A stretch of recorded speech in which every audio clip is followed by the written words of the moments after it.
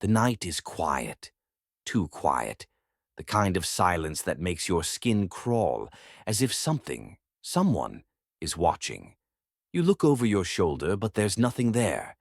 Just shadows stretching across the room, shifting ever so slightly, even though nothing is moving. Maybe it's just your mind playing tricks on you, or maybe you're not alone. Tonight, we bring you 10 short horror stories that will send chills down your spine. These are not just stories. They are whispers in the dark, secrets hidden in plain sight, and moments where reality twists into something unexplainable. Some are based on real experiences, some passed down as eerie legends, and others, well, let's just say they might be closer to the truth than you think. Imagine waking up to the sound of footsteps in your hallway, even though you live alone. Or finding an old, forgotten doll in your attic, its eyes seeming to follow you wherever you go. What if your reflection in the mirror blinked, but you didn't? These stories aren't about monsters hiding under the bed. They're about the horrors that exist in the corners of everyday life, the things you ignore until it's too late. As you watch, you might feel a cold breath against your neck or hear a soft whisper from the darkness. But don't worry, it's probably just the wind. Or is it? Turn off the lights, put on your headphones, and step into the unknown.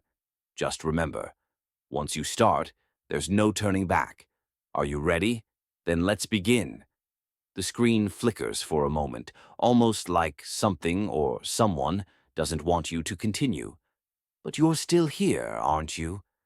Maybe it's curiosity, or maybe it's that uneasy feeling creeping up your spine, telling you that something isn't right. Let's start with a name. Daniel. He was an ordinary guy, just like you, lived in a small apartment, worked late hours, and had a habit of scrolling through his phone before bed. One night, as he lay in the dim glow of his screen, a notification popped up. Unknown number. Are you awake? He ignored it. Probably spam. But then another message followed. Look outside. Daniel hesitated. His curtains were shut. He hadn't heard anyone outside. Still, something in him, maybe curiosity, maybe fear, made him pull them back just a little. The street was empty, just the dim streetlights flickering in the distance. He sighed, shaking his head, and let the curtain fall. Then his phone vibrated again. You look too late. I'm not there anymore. His breath caught in his throat. His apartment door was locked, windows shut, everything as it should be. But suddenly the silence felt too loud. The shadows in his room seemed deeper. His heart pounded as he typed a reply. Who is this? No answer, just 3 dots appearing and disappearing. That was the first night. The messages kept coming, each one eerily specific. I liked your blue hoodie today. He had worn a blue hoodie. You should lock your door. He always locked his door, but he still got up to check. Locked. Secure. Safe. Or so he thought. One night, exhaustion won. He silenced his phone and drifted into a restless sleep.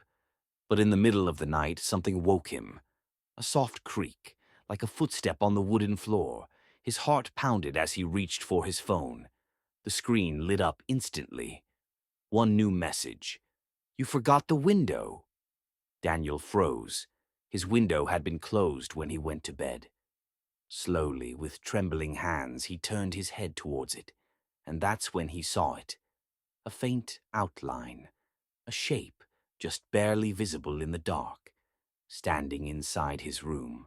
The screen flickers again. The story isn't over yet.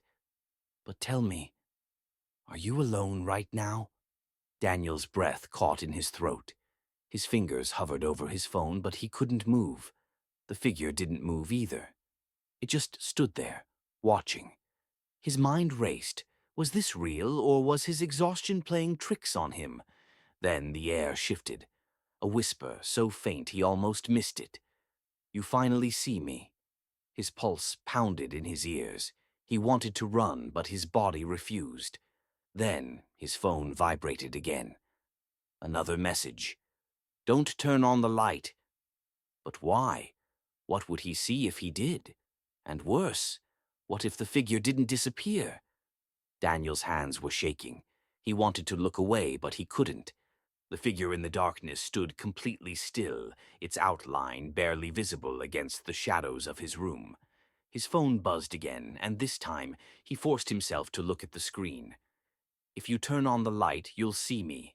If you see me, I won't leave. His heart pounded so hard it hurt. His mind screamed at him to run, to move, to do anything. But fear had locked his body in place.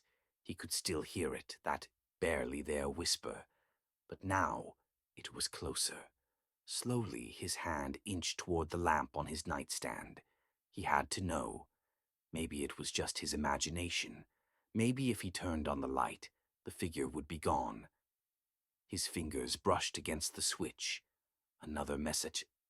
Daniel yanked his hand back like he had been burned. His breath came in short, uneven gasps. He could feel it now, the presence in the room. The air was heavier, colder. It wasn't just standing there anymore.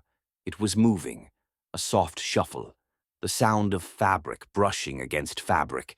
It was coming closer. Daniel wanted to scream, but no sound came out. His phone screen dimmed, casting the room into near-total darkness. The only light left was from the faint glow of the street lamp outside, filtering through the curtain. He clenched his fists, forcing himself to breathe. And then, right by his ear, a whisper. You shouldn't have looked. Something cold brushed against his skin. The lamp flickered, and the room was no longer empty. Daniel's breath hitched as the air around him turned ice cold. The whisper lingered in his ear, sending a shiver down his spine. He wanted to run, to escape, but something was holding him in place. Not physically, no hands gripped him, but the weight of the moment was crushing, paralyzing. His eyes darted to the lamp. If he could just reach it, if he could just see what was standing beside him. Then his phone lit up again. Another message. His hands trembled as he glanced at the screen. I'm not the only one here. A sharp knock echoed through the room, not from the door, from behind him. His breath caught in his throat. The figure had been standing near the window, hadn't it? His mind raced, trying to make sense of the impossible. Was there another presence in the room, or had it moved? Another knock, this time from inside the closet. Daniel's stomach dropped. He had left his closet open before going to bed. He was sure of it. But now the door was slightly ajar, just enough for a sliver of darkness to stretch into the room. Then came the creak, slow, deliberate. The sound of the closet door opening wider. His phone buzzed again. Don't look. Daniel squeezed his eyes shut, his heartbeat slamming against his ribs. He could hear it now, something shifting inside the closet. A faint rustling sound, like fabric brushing against the walls. A whisper, but not the same as before. This one was different, deeper, hungrier. Then the figure near the window finally moved, not forward, but away. Slowly it stepped back, its form fading into the shadows as if retreating, as if it no longer had a reason to stay. That's when Daniel realized it hadn't been haunting him. It had been warning him. The closet door creaked open all the way, revealing nothing but pure, suffocating darkness. And from within that darkness, something stepped out. The temperature in the room plummeted. The whispering grew louder. His phone buzzed one final time. It's too late now.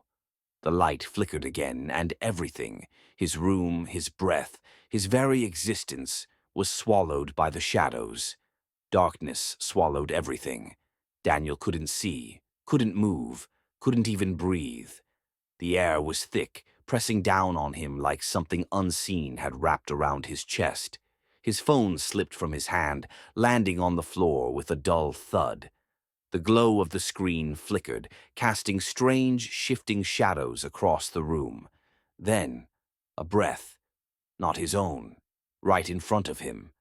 Daniel's instincts screamed at him to run, but he couldn't tell which way to go. The whispering had stopped. The silence was worse. It meant whatever was in the room with him was watching, waiting. A sudden surge of cold air rushed past him, making his skin prickle.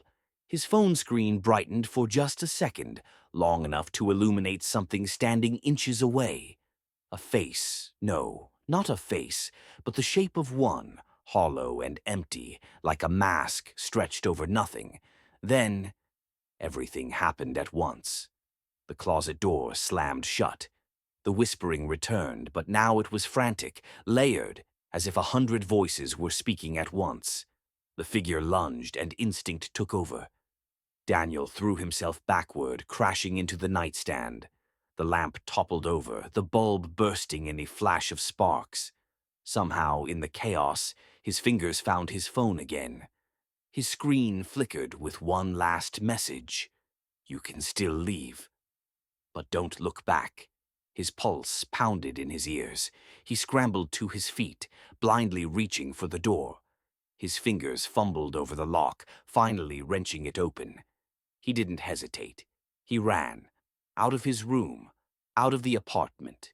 He didn't stop until he reached the stairwell, gasping for air. For a long moment there was nothing. Just the dimly lit hallway, empty and silent. But then, something moved. Not in his apartment. Behind him.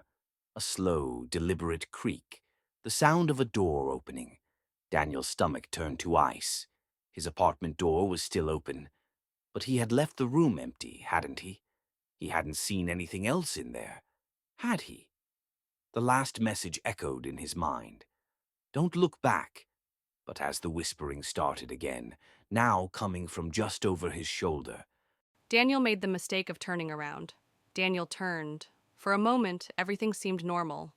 The hallway was empty, the dim lights flickering softly. His apartment door stood open, just as he had left it. The whispering was gone.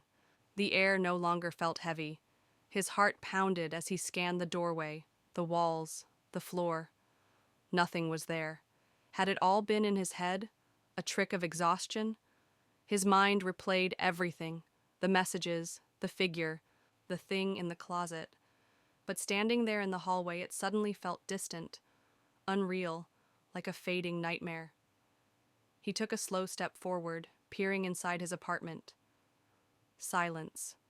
His bed was unmade, the lamp still knocked over, his phone screen glowing faintly on the floor. No shadows shifted, no whispers lingered. Maybe it was over. Letting out a shaky breath, Daniel stepped inside and picked up his phone. The last message was still on the screen. Don't look back. His chest tightened, but he shook it off. He needed sleep. Maybe once the sun was up, everything would make sense again.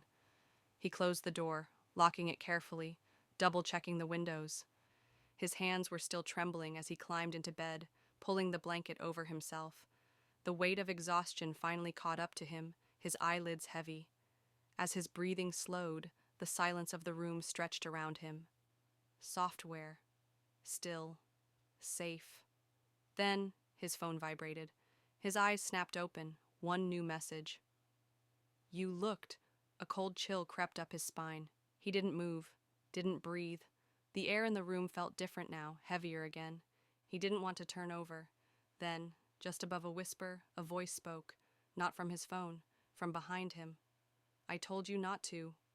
The light flickered, and the screen went dark.